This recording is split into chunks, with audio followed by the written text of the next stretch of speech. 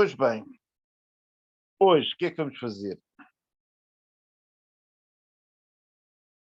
Vamos continuar a falar de limites para encerrar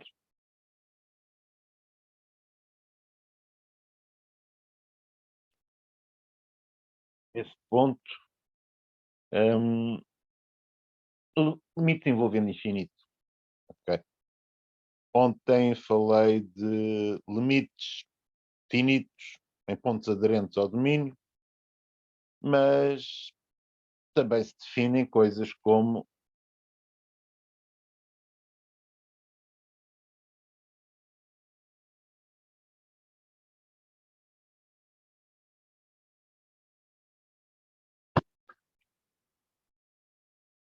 limite de uma função no infinito.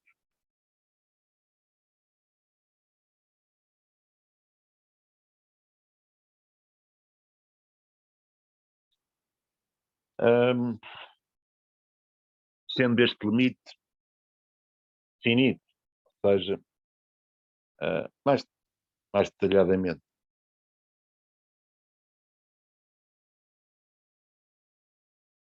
por aqui, limite finito no infinito.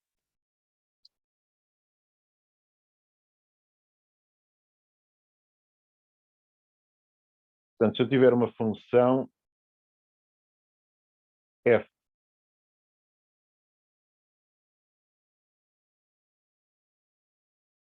um certo domínio A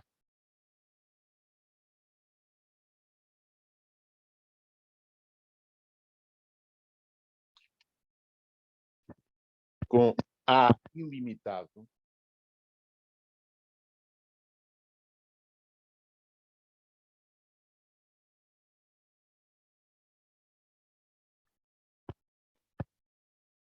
dizemos que o limite quando x tende para infinito. Notem a ausência de sinal.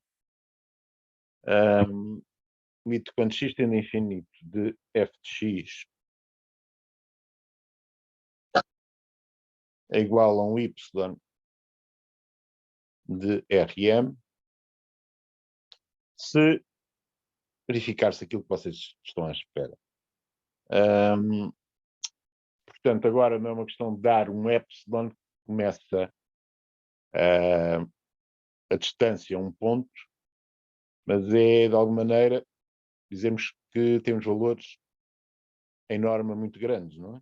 Portanto, estamos perto de infinito, por assim dizer. Se dado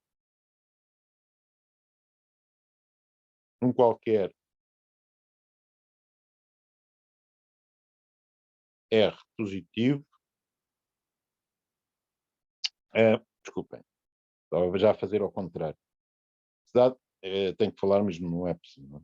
Portanto, eu estou a fazer limite no infinito, mas o limite é finito. Portanto, se dado epsilon positivo, qualquer,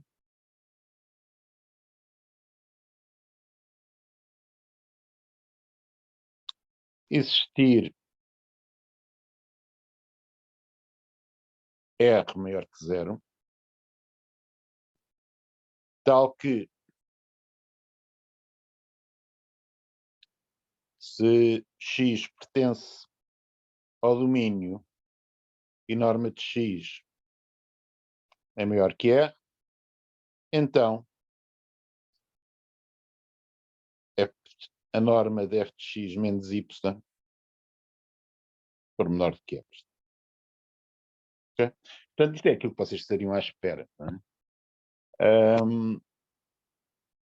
Coisas a notar aqui, insistindo. Este infinito não tem sinal nenhum. Okay?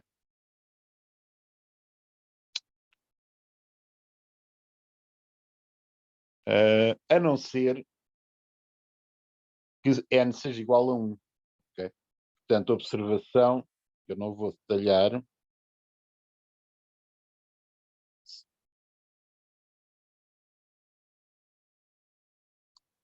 se n for igual a 1, podemos falar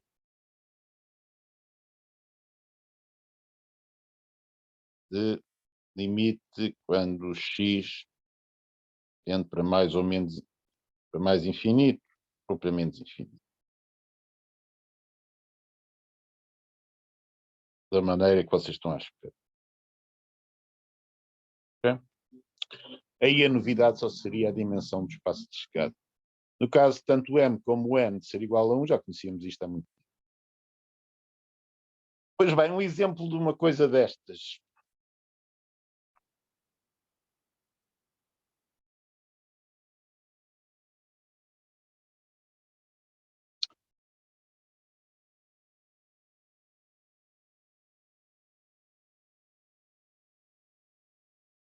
Se vocês tiverem uma função f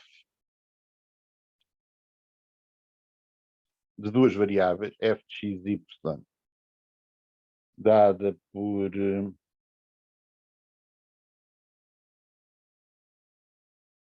seno de x, y,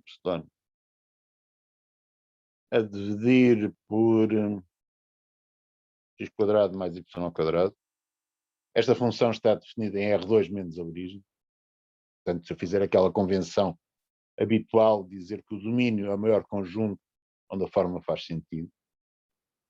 Portanto, de facto, esse é um conjunto ilimitado.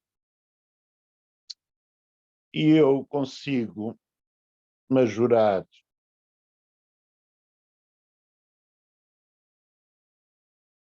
esta função por, como o seno em módulo é menor ou igual a 1, por 1 sobre x2 mais y2. Portanto, quaisquer que sejam x e y diferentes de 0, 0. Portanto, se eu quero que 1 sobre x2 mais y2 for menor que um epsilon, basta que raiz de x2 mais y2 seja maior que raiz de epsilon. Ok? De maneira, um raiz de epsilon, não, disparate. 1 sobre raiz de epsilon. Okay? Isso dá-me a maneira de arranjar o R na definição. Portanto, o que eu simplesmente faço é tomar R igual a 1 sobre raiz de epsilon. Ou algo maior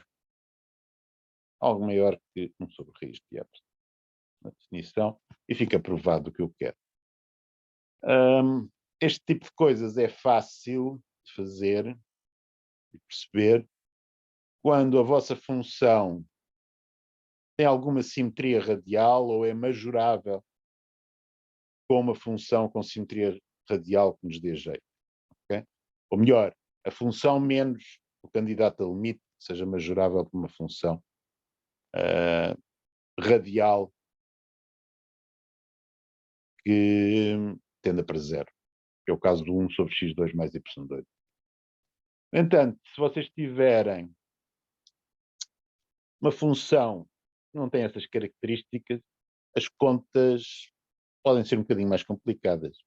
Okay?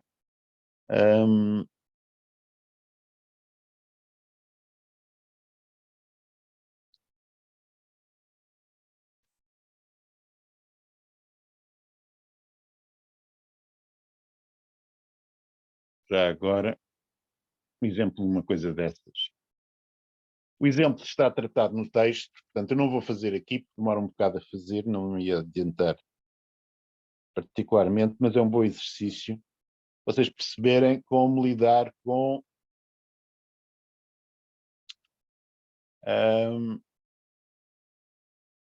uma função definida por e levantado a y ao quadrado mais x quadrado mais 1/2 de x y ao cubo. Okay? Quando vocês olham para aqui não veem nenhum x2 mais y2. Okay? Para esta função o limite, portanto, não é este tipo de limite que estamos a falar aqui, mas era o que queria fazer a seguir.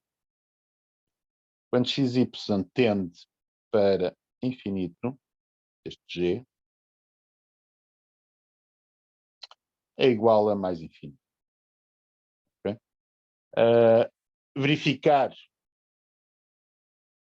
isso faz sentido, dá algum trabalho.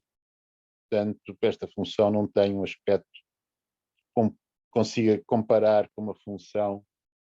Portanto, o que daria jeito era comparar com uma função radial que tendesse para mais infinito, quando o argumento vai para mais infinito. Só que ali não se consegue imaginar isso. E aquele xy ao cubo que vocês têm, inclusivamente, é perturbador, porque pode ser negativo. Okay? Bom, deixo ao vosso cuidado olharem para este exemplo, está no texto da solução, mas digamos que tem que se construir cuidadosamente uma caixa no complementar, uma caixa, um intervalo R2, no complementar da qual a função tem valores maiores ou iguais a uma certa constante. Okay? E para isso tem que se lidar com os x e com os y. Primeiro uns e depois outros. Okay? Portanto, tem que se lidar com ambas as direções, digamos assim, mas de uma maneira que tenhamos a certeza daquilo que estamos a fazer. Okay?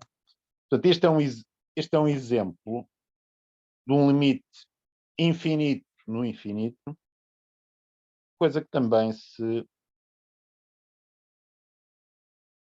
define com facilidade. Portanto, o que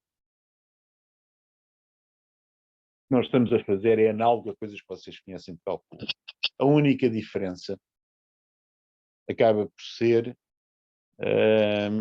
como o Rn não é necessariamente ordenado para uma dimensões.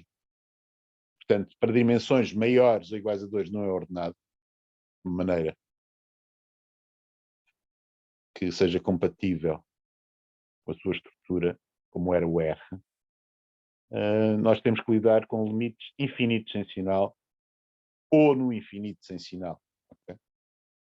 Portanto, se vocês tiverem, portanto, será a definição correspondente àquele exemplo, limite infinito no infinito.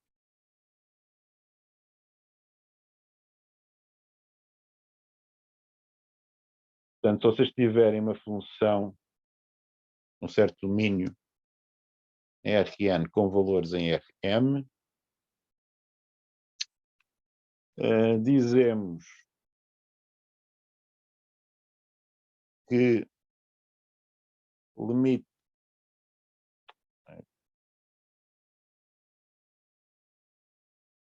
quando x tende para infinito.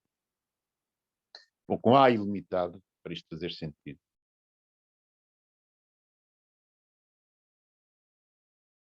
Não precisa de ser o espaço todo. A não precisa de ser o Rn todo. Portanto, em algumas, enfim, de algumas maneiras, até pode ser que seja impossível. Devia ser, sei lá, um semi-espaço de Rn. Continua a fazer sentido falar de limite no infinito. Limite quando x tende para infinito de f de x é igual a infinito, se qualquer que seja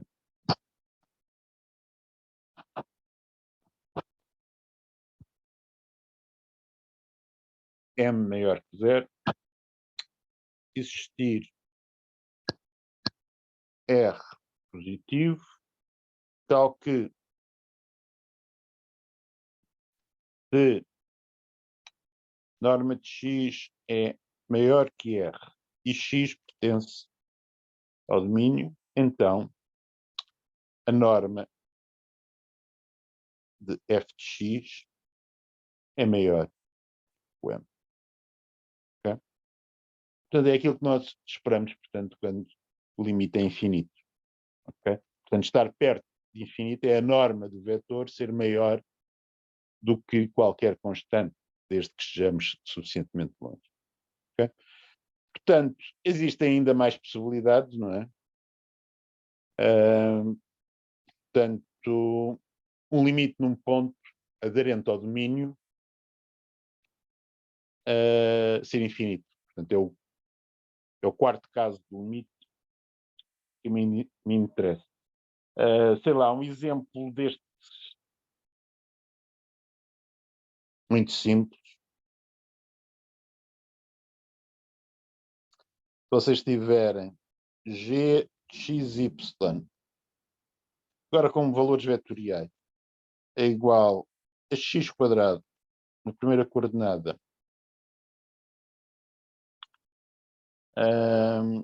e y à quarta na segunda coordenada. Okay?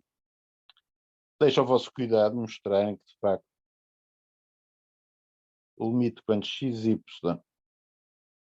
tende para infinito desta função,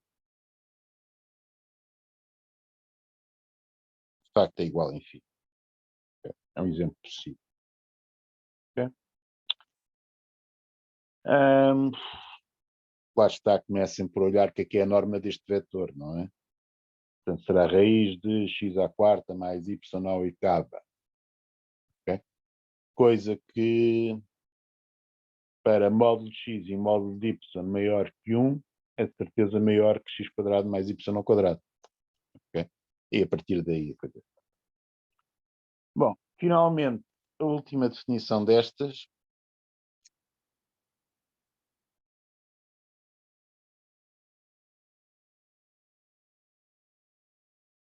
Portanto, de limite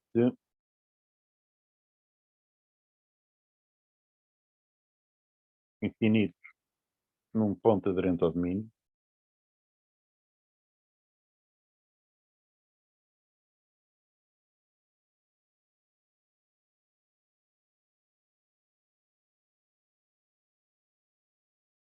Se tivermos uma função h com certo domínio A em Rn.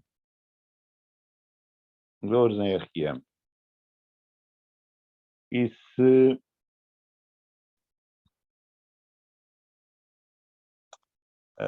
B for um ponto aderente ao domínio, ok? Portanto, B é um ponto aderente ao domínio da função. Dizemos que o limite quando x tende para B de h de x é igual a se qualquer que seja m maior que 0, existir epsilon ou existir delta, aqui delta para manter as convenções, existir delta maior que 0, tal que se x pertence ao domínio e norma de x menos b é menor do que delta, então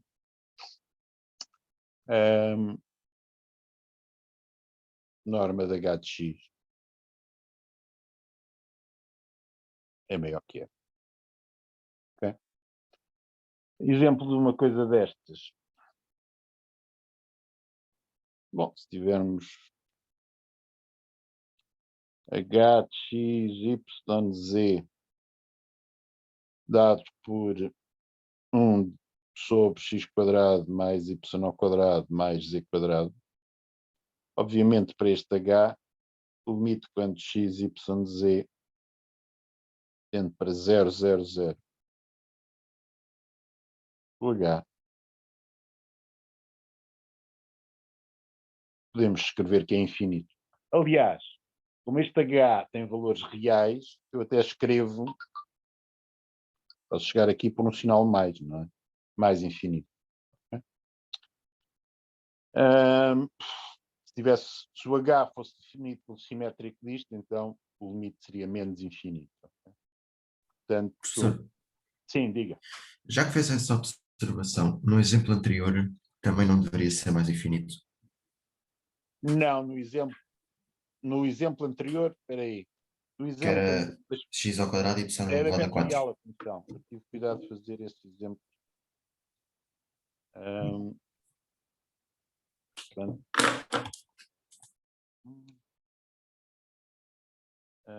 visualizar.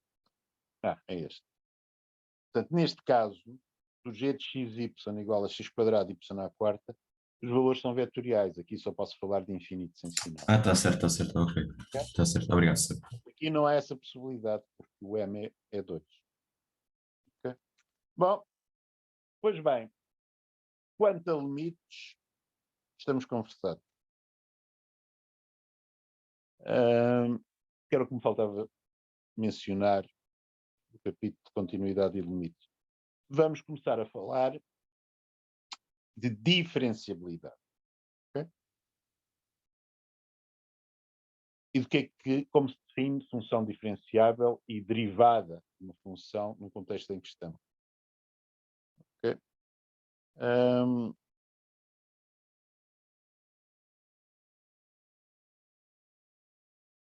Portanto, iniciamos a falar de diferenciabilidade.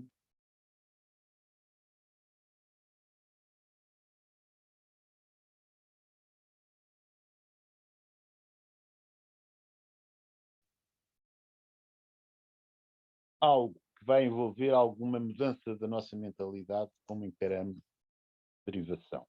Okay?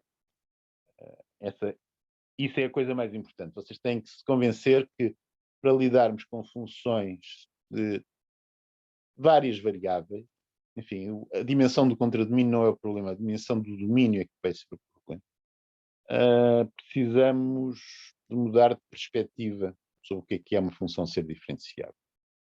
Portanto, vamos supor que temos uma função, portanto, as convenções serão estas.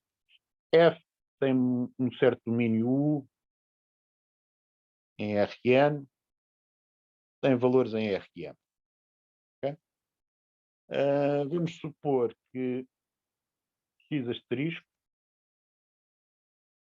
é um ponto interior de U. Ok? Portanto, observação. Só discutimos diferenciabilidade em pontos interiores de U.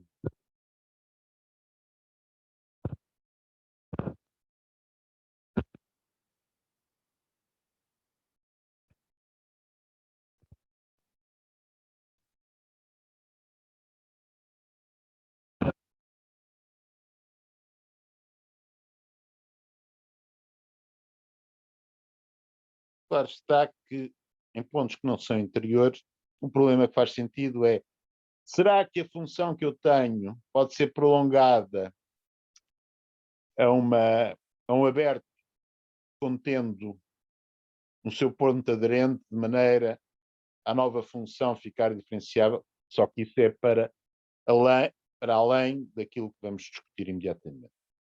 Vamos considerar que tem um ponto interior ao domínio da função. Okay?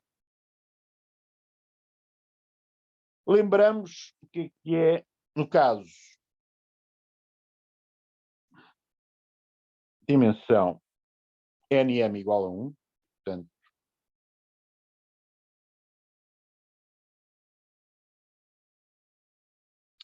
aquilo em que costumamos pensar e dizer: f é diferenciável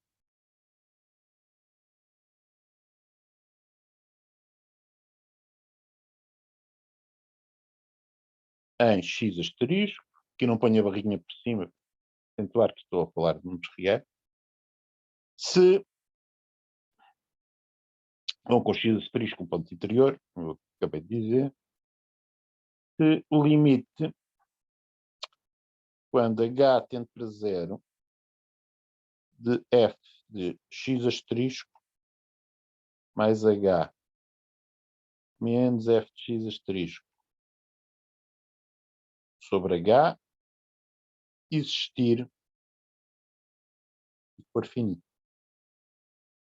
Okay? Portanto, diferenciabilidade e cálculo 1 era isto. Ah, bom, só que eu posso encarar essa velha noção de diferenciabilidade de maneira diferente. Okay? Vou fazer isso e depois vou aproveitar essa ideia diferente para a definição mais geral, com dimensões quaisquer, como tenho lá em cima. Okay? Como é que vamos fazer isso?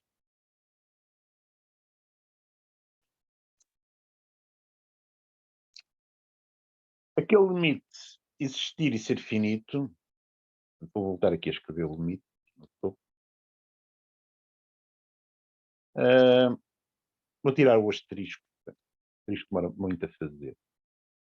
Portanto, diferenciabilidade em x, este limite existir e ser igual a um número,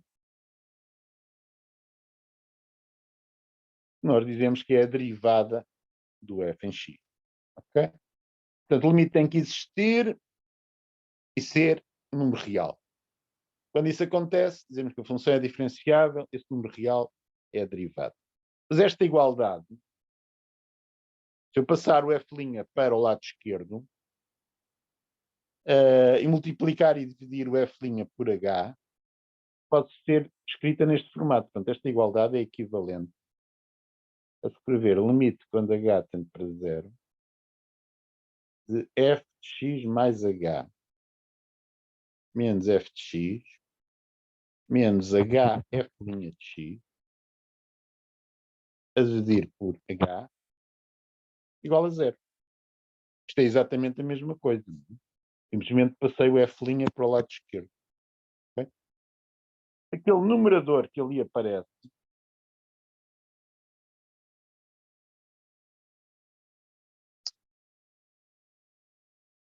é formado da seguinte maneira. Tenho o valor da função num ponto perto de x, menos o valor no ponto de x, menos um termo, aquele hf' de x,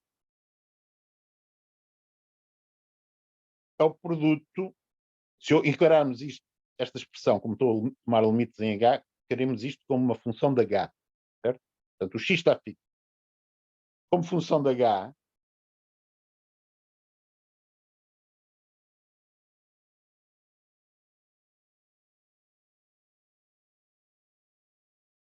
o h f' de x define uma aplicação linear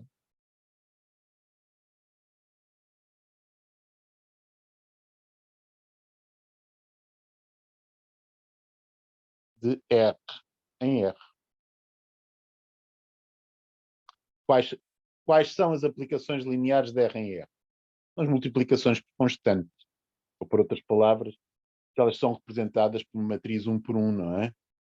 Com um número real lá dentro. O número real lá dentro, aqui neste caso particular, estou a transformar H em H vezes f' de x, o número real que está dentro da matriz 1 por 1 é o f' de x. Okay? De maneira que eu posso escrever uma caracterização pedante da diferenciabilidade de uma função real de variável real da seguinte forma.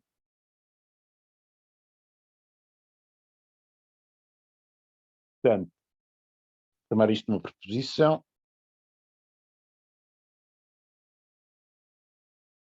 F de um certo domínio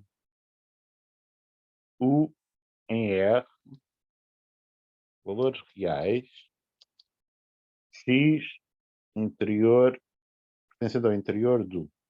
Ok? É diferenciável em X se e só se existir uma aplicação linear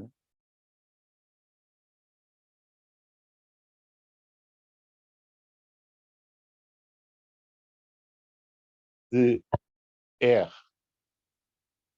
em R. Reparem que existir uma aplicação linear de R em R é a mesma coisa que dizer que existe um número real define a aplicação linear através do produto, não é? A aplicação linear de R em R, chamemos A,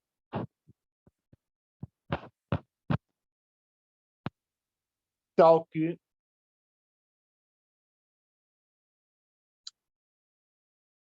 o limite quando H tende para zero de f de x mais h menos f de x menos a aplicado ao h a dividir por h igual a zero. Okay? Em que nós sabemos perfeitamente, eu disse que isto era uma maneira pedante de dizer que uma função era diferenciável, aquele a de h vai ser simplesmente o h vezes f' x. Ok? De uma aplicação linear, que é o produto de uma constante, a constante é o f' x. Okay? Portanto, eu fiz aqui uma reinterpretação do que é diferenciabilidade, e acontece que esta reinterpretação, para o caso de funções reais de variável real, esta é a boa maneira de encarar a diferenciabilidade para passarmos a um contexto mais geral. Okay?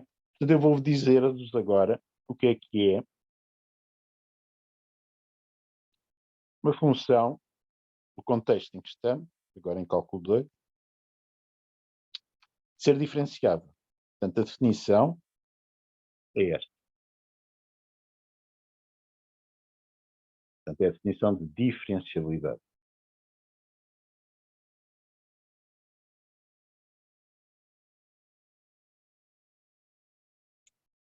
Portanto, se eu tiver f com um certo domínio U em Rn, depois em Rm,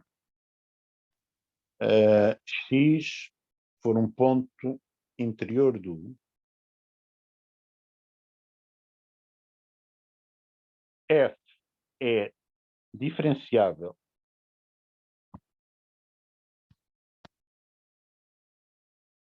em x se existir uma aplicação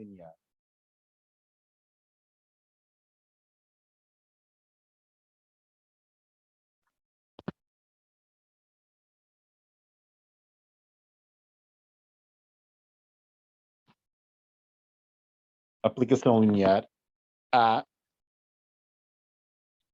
de Rn em Rm, tal que o limite, quando h tende para zero, de f de x mais h menos f de x menos a de h sobre h. Bom, sobre h é vetor, não é? Eu tenho que fazer aqui uma adaptação em relação ao que fiz há bocado. Mas há bocado, se tivesse, em vez de dividido por h, tivesse lá posto módulo de h, continuava tudo na mesma. Bom, agora, eu vou pôr aqui em denominador para isto fazer sentido, no contexto em que estamos, é pôr norma de h. Se este limite for zero. Okay? Esta é a definição de diferenciabilidade. No caso particular de n e m serem iguais a 1, isto dá a coisa do costume, com aquele argumento que fizemos há bocado. Okay? Portanto, isto estende a definição de diferenciabilidade que vocês conhecem. Bom, reparem que esta aplicação linear de Rn para Rm vai ser representada por uma matriz com um certo número de linhas e colunas. Okay? No caso particular, por exemplo, de n ser igual a 2 e m ser igual a 1, portanto, funções de R2 em R, isto será uma aplicação linear de R2 em R, que será representada por uma matriz com duas colunas e uma linha. Okay? Portanto, aparecem lá dois. Professor, Sim, diga. Aquele na expressão final, aquele f de x com o traço em cima mais h, o h não é suposto ter também? Também é, sim senhor, obrigado. Portanto, é tudo vetor. Portanto, dizia eu que esta aplicação linear terá o número de colunas igual à dimensão que está representada por matriz, cujo número de colunas será igual à dimensão do espaço de partida e o número de linhas é igual à dimensão do espaço de chegada. Okay? Portanto, agora resta-me saber uma coisa, o que é derivada neste contexto. Okay? Para entendermos isso, começo por notar uma coisa, uma pequena preposição, para termos a certeza que não estamos a andar em terreno pantanoso. Preposição. A aplicação linear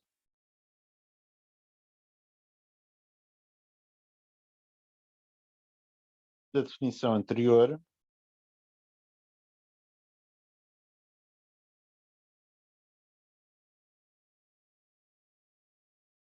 se existir, é única.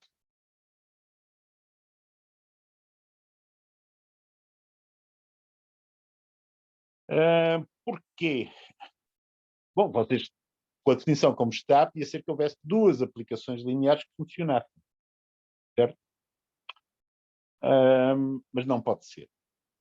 Demonstração desta pequena proposição. Suponham que existiam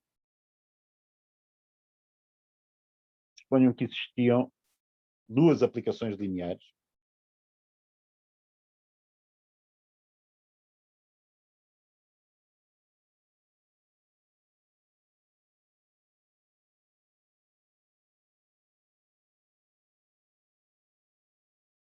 A1 e A2 que funcionavam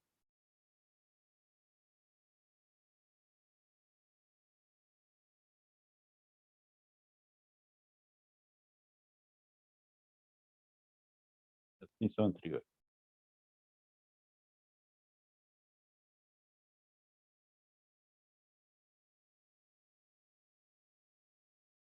Então, eu podia escrever, por um lado, que o limite quando h tende para zero de f de x mais h menos f de x menos A1 de h.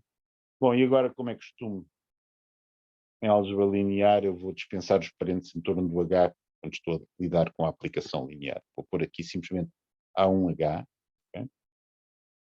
A dividir por norma de h, este limite é zero. E também o outro. Escrever a mesma coisa, que parece assim um bocadinho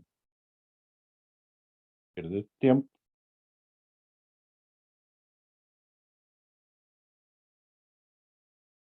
Dado que a única diferença é aquele índice, não é?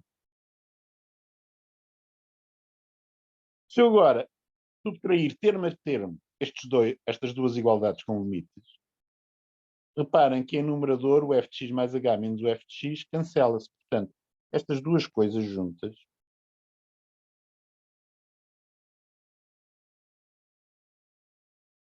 implicam que o limite quando h tende para zero de A1h menos A2h a dividir por norma de h é zero. Okay? Pois bem, se este limite é zero, se eu multiplicar por algo que vai para zero, o h vai para zero. De maneira que se eu pegar neste lado esquerdo desta função que tenho do lado esquerdo, que estou a calcular o limite, e multiplicar por h, ainda tenho o limite de zero. Portanto, eu posso dizer, continuando, que o limite, quando h tende para zero, A1H menos A2H.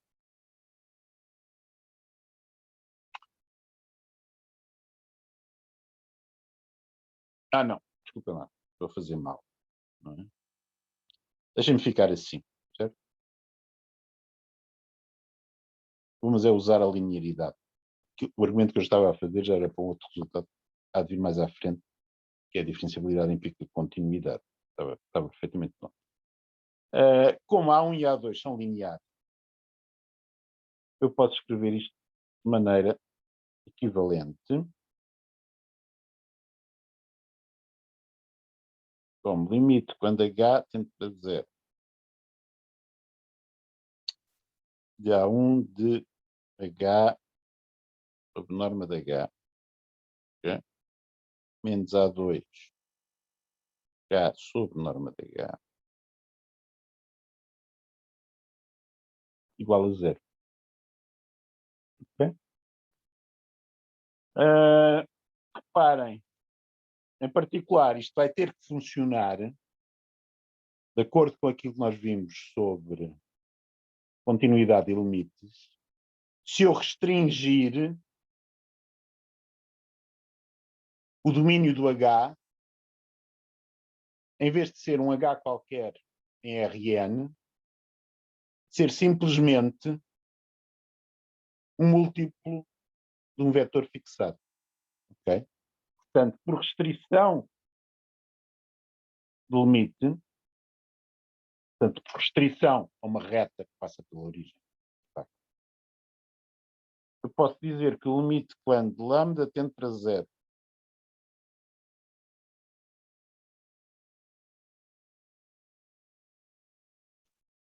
já espaço.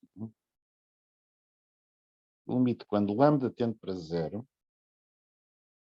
de, agora, se o H for um múltiplo de um vetor fixado, podemos supor que tem norma 1.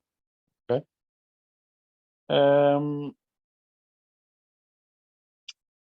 Então, chamemos esse vetor U. Okay?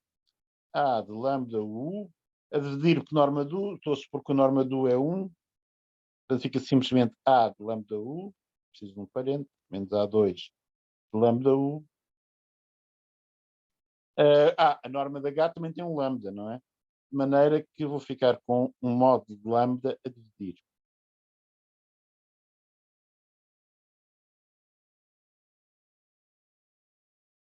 Este limite também vai ser 0. Okay? Só que lambda a dividir por modo de lambda, graças à linearidade, ou dá 1 ou dá menos 1. Portanto, vocês descobrem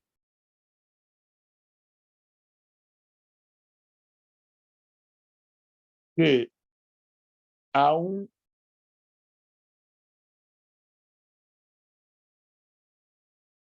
de U menos A2 de U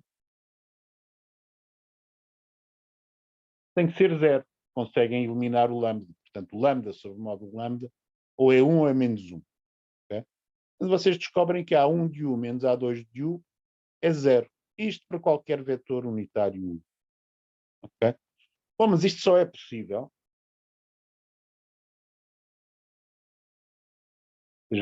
variarem o U numa base de Rn, só é possível se A1 for igual a A2. Okay? E este é o argumento que mostra que aquela aplicação linear, se existir uma aplicação linear, se existir é único. Okay? De maneira que no momento em que aquele limite funciona com uma certa aplicação linear, essa fica bem definida e até posso fazer uma definição, vamos adotar daqui em diante, que é esta.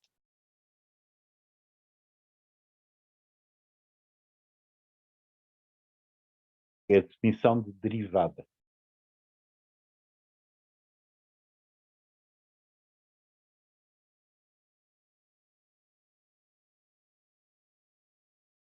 Portanto, derivada do ponto x para a função f, não é? A aplicação linear única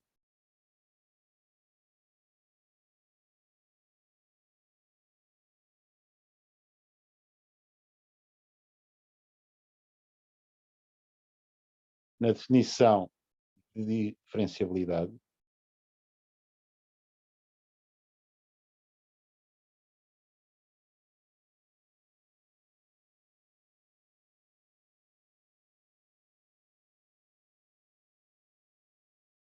chama derivada de f em x, em notação d maiúsculo f de x. Ok? Reparem que depende do x, mas depois é uma aplicação linear que atua sobre os h. Ok? Portanto,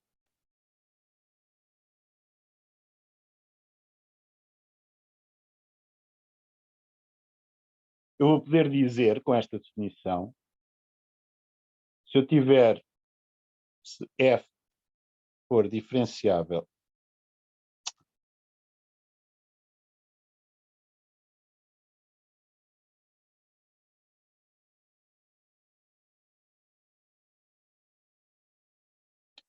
tem que o limite quando h tende para 0 de f de x mais h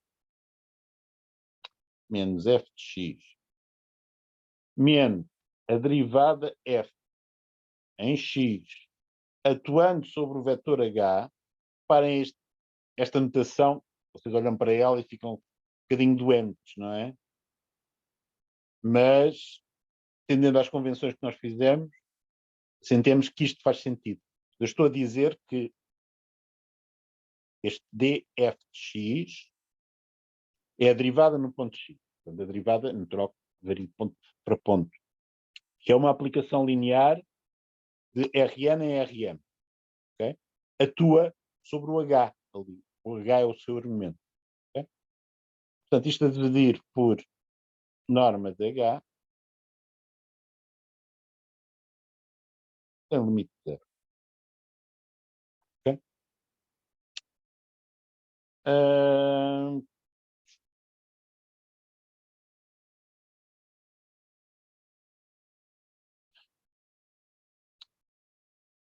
O que é que eu estou a dizer sobre o conceito de diferenciabilidade? Portanto, o que eu estou a dizer sobre diferenciabilidade, que respeita integralmente o que se passava com funções reais de variável real, é que uma função vai ser diferenciável num ponto se eu a puder aproximar por uma constante, o valor no ponto, mais um termo linear. Ou seja, neste limite, aproximá-la no sentido deste limite, não é? Porque reparem, o que vocês têm aqui, este numerador, temos a função perto do ponto x, e aqui a seguir eu podia ter isto escrito da seguinte maneira. Pondo ali um sinal mais, pondo uns parênteses. Entre aqueles parênteses verdes eu tenho f no ponto x, que é uma constante, é o valor no ponto x, mais um termo linear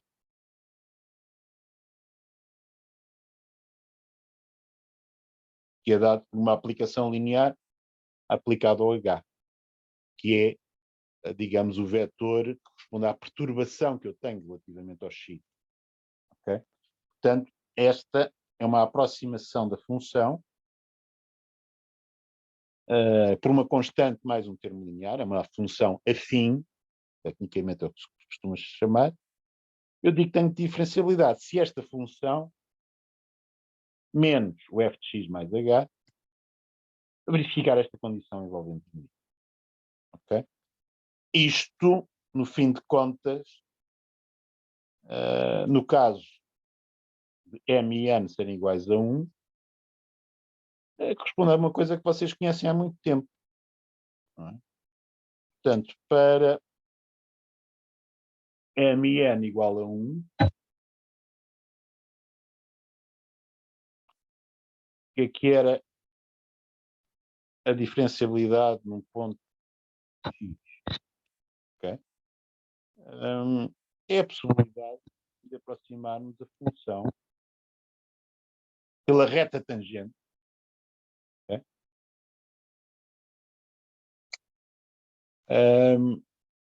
Coisa que é aceitável do ponto de vista de diferenciabilidade, efetivamente, se aquele limite, ou a variante daquele limite, quando as dimensões são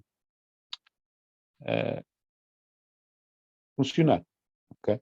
Portanto, a equação da reta tangente é exatamente y é igual a f de x mais h f' de x, no caso de dimensão 1. Okay? Portanto, x aqui, x mais h, claro. Portanto, a reta tangente é essa aproximação, no caso de dimensão 1. Agora nós estamos a lidar com termo constante mais uma aplicação linear do incremento h. Okay? O que é que eu posso dizer em termos de funções que eu sei de certeza que são diferenciáveis? Portanto, exemplo.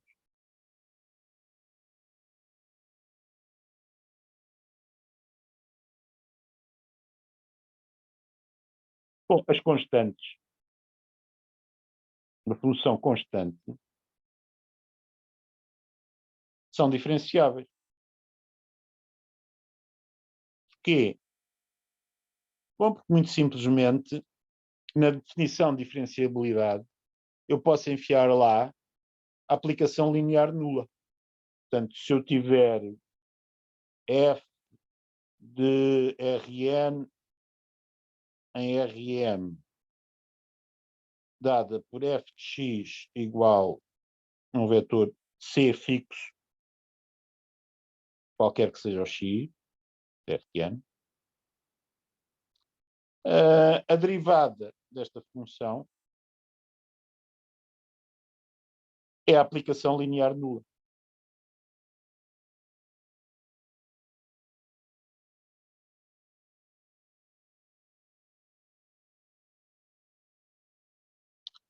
Porquê? Porque f de x mais h menos f de x é c menos c, que dá zero. Okay? Menos a aplicação linear nula aplicada ao vetor h, que também é zero. 0 menos 0 dá zero. A dividir por norma de h, quanto é que isto dá? Dá zero. De facto, tem limite zero, de maneira que eu tenho a certeza, de acordo com a definição, trivialmente, que as constantes são diferenciáveis e a sua derivada é a aplicação linear nula. Isto corresponde a derivada de uma constante para funções reais de variável real ser zero. Bom, um bocadinho mais difícil. Vamos supor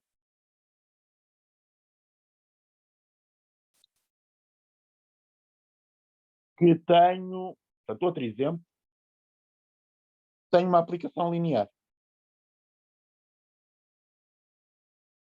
Reparem que no caso particular de dimensões 1, as aplicações lineares são produtos por constante. O que eu iria fazer nesse caso, um caso particular disto, seria derivar as funções da forma constante vezes x. Aqui se dá a constante, não é? Só que agora não estou a pensar na derivada como um número, mas como uma aplicação linear. Portanto, era a multiplicação pela constante, a derivada da constante. Então, talvez o que eu vá obter é que a derivada de uma aplicação linear seja a própria aplicação linear. E, de facto, sim é. Portanto, seja G de Rn para Rn uma aplicação linear.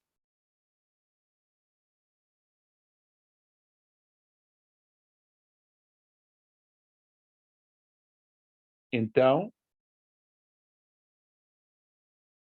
qualquer que seja o x pertencente a Rn, a derivada de G em x é igual a G. Porquê?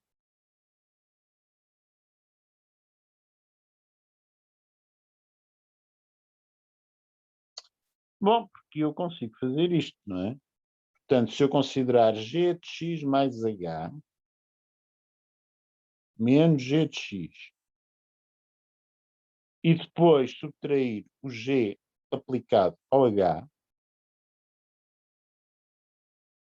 e dividir por norma de h, este comboio todo, como g é linear, isto é g de x mais g de h, esqueci das barrinhas, antes que alguém teste, mais barrinhas.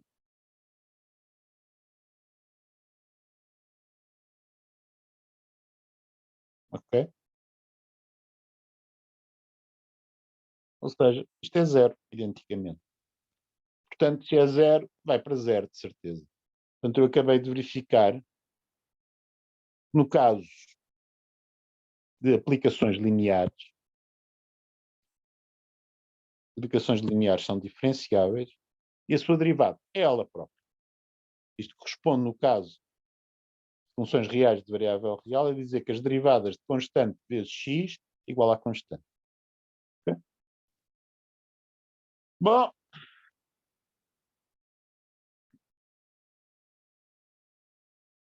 e agora um exemplozinho que não seja linear.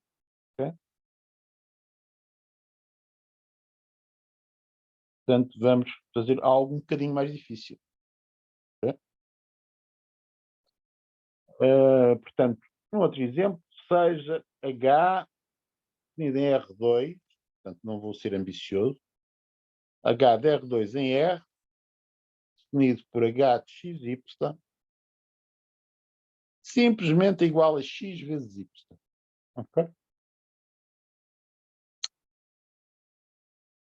Será uma função, portanto, isto é o produto das duas coordenadas. Será que esta função é diferenciada? Ora, eu podia investigar isso da seguinte forma. Consideremos um vetor, portanto, como tenho agora duas coordenadas, o incremento do vetor H da bocado passa a ser um vetor com componentes H e K. Considero H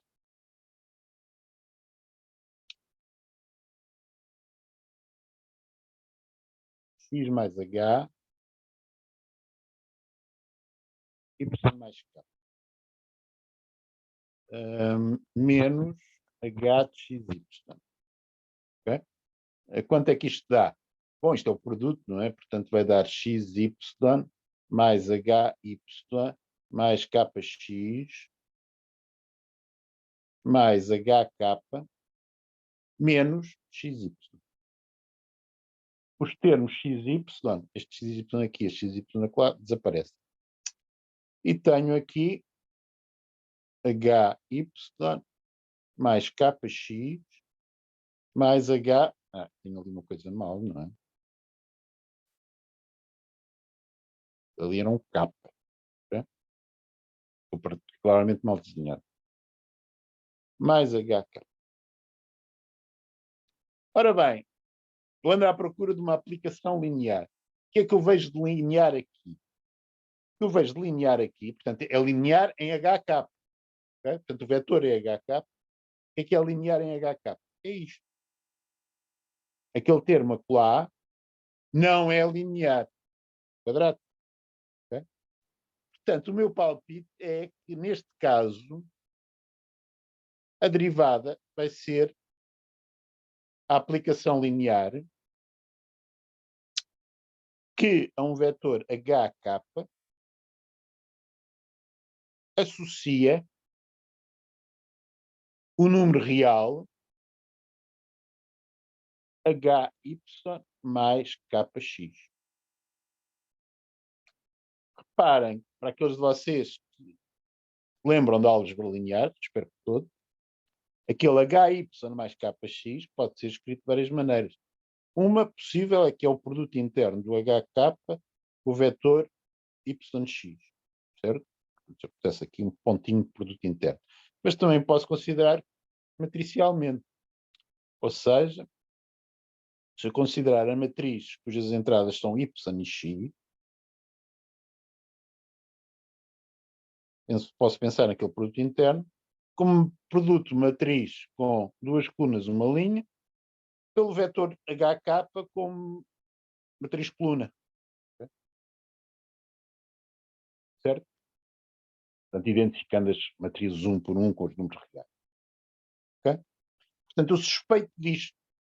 No entanto, o que é que eu preciso de fazer para mostrar que a minha suspeita tem razão de ser? Tenho que provar que o tal limite funciona. O que é o tal limite neste caso particular? É o limite quando HK tende para 0,0 de aquilo que me sobra é este HK quadrático que estava lá. A dividir pela norma do HK. Raiz de H quadrado mais K quadrado. Ora, isto é um lindo limite de uma função de duas variáveis. Quanto é que é? Ora bem, exercício para vocês fazerem em casa, isto é 0. Ok? E, portanto, esta função, x vezes y, é diferenciável e tem, de facto, como derivada a aplicação linear definida daquela maneira. Com isto, desejo boa Páscoa, infelizmente confinada, e veremos, portanto, daqui uma semana e qualquer coisa, em que começaremos a sério a lidar com o cálculo diferencial. Saúde para todos vocês. Boa Obrigado. Páscoa. Igualmente, professor. Boa Páscoa. Obrigado igualmente, professor. Boa Páscoa, professor. Igualmente, professor. Boa Páscoa. Tchau. Adeus, professor. Adeus.